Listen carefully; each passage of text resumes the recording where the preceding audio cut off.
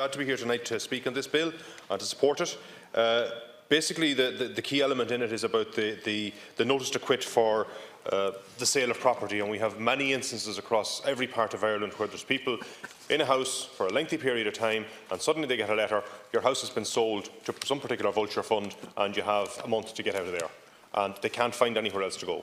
And that's happening all over the place, Minister. And I think we're all aware of it, we're all conscious of it, we're meeting people every day and listening to people every day that are in those circumstances.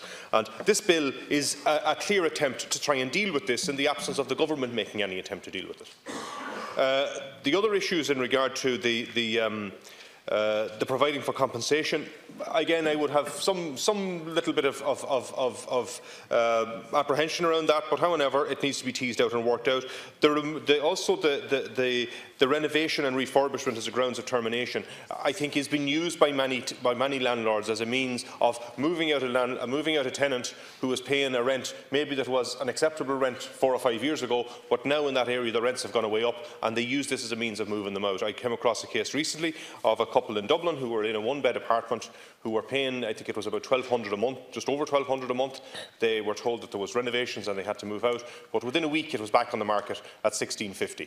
So that's the kind of thing that I think is happening all over the place, and we need to be conscious of that's really having such a negative effect on so many people's lives.